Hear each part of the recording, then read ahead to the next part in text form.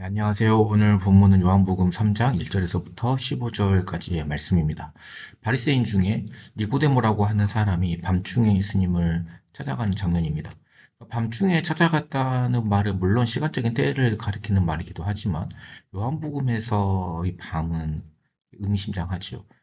그러니까 요한복음은 예수님과 예수님을 믿지 않는 세상을 빛과 어두움이라는 메타포로 설명을 합니다. 1장 5절에서는 예수님이 이 세상에 오신 것을 이렇게 설명합니다. 빛이 어둠에 비치되 어둠이 깨닫지 못하더라. 그리고 3장 19절에서 21절에서도 어두운 세상과 빛이신 예수님을 대조하면서 3장의 끝이 납니다. 요한복음에서는 유다가 예수님을 팔기로 작정했을 때 예수님을 떠나는 장면을 이렇게 묘사합니다. 유다가 떡 조각을 받고 곧 나가니 밤이더라. 그러니까 오늘 이 장면은 어둠에 속한 니고데모가 빛이신 예수님을 만난 것입니다. 지금은 비록 사람들의 눈이 무서워서 밤중에 찾아왔지만 훗날 예수님을 옹호하고 따르는 사람이 되지요. 빛은 이런 능력이 있습니다. 예수님을 찾아온 니고데모는 머뭇머뭇거리면서 이야기를 꺼냅니다. 랍비라고 칭하지요. 랍비여, 우리가 당신을 하나님께서 보내신 선생인 줄 압니다. 하나님께서 함께 하시지 아니하시면 당신이 행하시는 이 표적을 아무도 할 수 없기 때문입니다. 그리고 예수님에 대한 이런 이제 칭찬을 늘어놓는 그에게 예수님은 대뜸 이렇게 말씀하십니다. 진실로 진실로 내게 이르노니 사람이 거듭나지 아니하면 하나님 나라를 볼 수 없느니라. 뭘 물어보시기도 전에 대답을 내놓으신 것입니다. 게다가 이 대답은 정말 중요한 대답이었습니다. 절대로 모르면 안 되는 것을 알려주신 것이었습니다. 그러니까 예수님은 사람의 속에 무엇이 들어있는지, 무슨 생각을 하고 또 무슨 동기를 가지고 있는지 다 알고 계십니다. 오늘 말씀도 그것을 증명하고 있죠. 그러니까 예수님은 묻기도 전에 니고데모가 가지고 온 질문을 알고 계셨습니다. 그러니까 니고데모에게 있어서 그 어떤 질문보다도 근본적인 질문이었고 또 그래서 중요한 질문이기도 했습니다. 그래서 예수님 앞에서는 안 그런 척 하는 것이 소용이 없지요. 빛의 특성이기도 합니다. 어둠을 사사시 다 밝히잖아요. 다 만족스럽다는 듯이, 아무런 문제 없다는 듯이, 속 깊은 갈증이 없다는 듯이 그렇게 앉아 있어봤자 소용이 없습니다. 이미 다 알고 계시기 때문입니다. 그래서 우리는 예수님께 나아갈 때 항상 가장 깊은 질문을 가지고 가장 힘든 문제를 가지고 나아가야 합니다. 그분 앞에 그 모든 것을 진지하고 솔직하게 놓아야 합니다. 그게 기도죠. 빛이신 예수님께서 우리 마음의 어두움을 비춰주실 것입니다. 오늘 본문에서는 진실로 진실로라는 표현이 이 짧은 구절에 두 번이나 등장을 하는데요. 사실 유대인들에게 아멘 아멘으로 이렇게 문장을 시작한다는 것은 굉장히 충격적이고 독특한 화법입니다.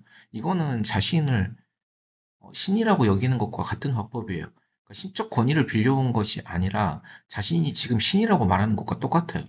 신적 권위를 가지고 말하는 것입니다. 이건 나중에 다시 한번 기회가 될 때 다뤄보도록 하겠습니다. 진실로 진실로 내게 이르노니 사람이 물과 성령으로 나지 아니하면 하나님의 나라에 들어갈 수 없느니라. 그러니까 요한복음은 정말 어려운 본문인 것 같습니다. 이제 깊이 들어가면 헤어나기가 쉽지 않습니다. 그러니까 물과 성령에 대한 셀 수 없는 많은 성령들이 존재하는데 이제 읽다 보니까 저도 이제 헷갈립니다. 저도 잘 모르겠어요. 그러니까 뭐 물은 물세례, 그러니까 회개, 성령은 성령세례, 영적 출생을 뭐 상징한다고 뭐 생각하기도 하는데 가장 설득력 있는 설명은 에스겔서 36장 25절에서 27절 말씀을 보면 물과 성령은 모두 종말에 하나님께서 언약을 갱신하실 때 그 대상을 완전히 새롭게 하시겠다는 약속에서 등장을 합니다.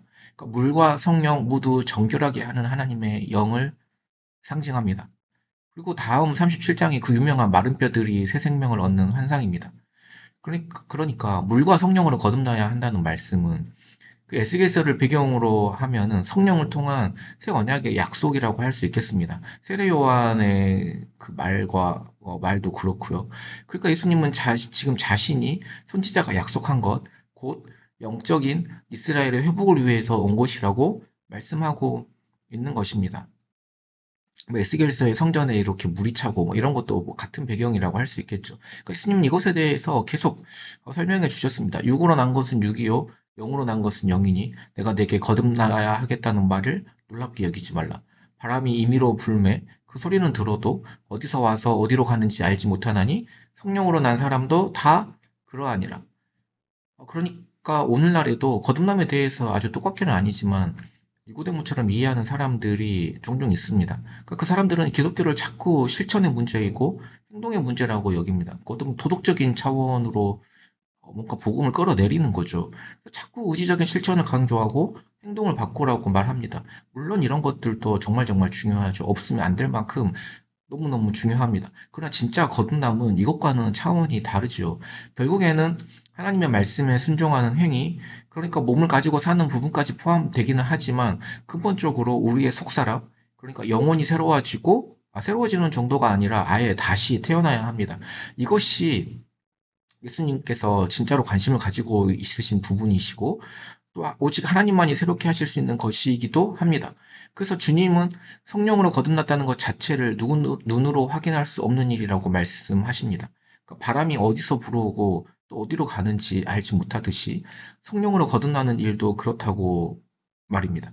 이것은 거듭남이 인간과는 전혀 상관없는 일임을 분명히 하신 것입니다. 철저히 하나님의 일이고, 그래서 철저히 은혜로 이루어지는 일이라고 말씀하신 것입니다. 말 그대로 영적으로 새로운 생명이 탄생하는 것입니다. 결론적으로 보면 우리의 탄생은 자격 없는 사람을 용서하시고 받아주신 하나님과 예수님과 성령님의 사랑의 합작품인 거죠. 한번 생각을 해보십시오. 탄생하는 모든 것들에는, 생명이 탄생하는 모든 것들에는 사랑이 포함되어 있습니다. 이러한 사랑의 역사로 말미암아 우리 삶의 근본적인 변화를 가져오는 거죠. 생각도, 마음도, 감정도, 의지도 이전과는 다른 방향으로 움직여가게 되는 거죠. 이 세상에서 행복하게 살다 가는 것만으로는 그것으로 만족하기에는 우리의 생명과 존재는 너무나 귀합니다. 땅에서 태어났으면 이제 위로부터 태어나야 할 차례입니다. 육에서 태어났으면 이제 영으로 태어나야 할 차례인 거죠. 그래야 우리의 존재 목적이 성취되는 것입니다. 자격 없는 나를 용납해 주시고, 성령으로 온전케 해주시는 그 은혜의 능력에 의지해서 살아가는 오늘 하루 되시기를, 그러한 교회 되기를 예수님의 이름으로 소망합니다. 기도드리겠습니다. 하나님 감사합니다. 자격 없는 우리에게 새 생명을 허락하시고, 우리를 또 온전케 하시는 그 하나님의 은혜에 의지해서 또 오늘 하루를 살아가게 하시니 감사를 드립니다. 우리의 생각과 의지와 모든 마음의 방향이 이전과는 다른 방향으로 하나님을 향해 나아가게 하시고, 하나님 또 우리에게 새 생명을 허락하심에 따라서 또 다른 생명을 낳는 그 사랑의 역사가 우리 가운데 이루어질 수 있도록 주여 함께하여 주시옵소서. 모든 것 감사드리며 예수님의 이름으로 기도드립니다. 아멘.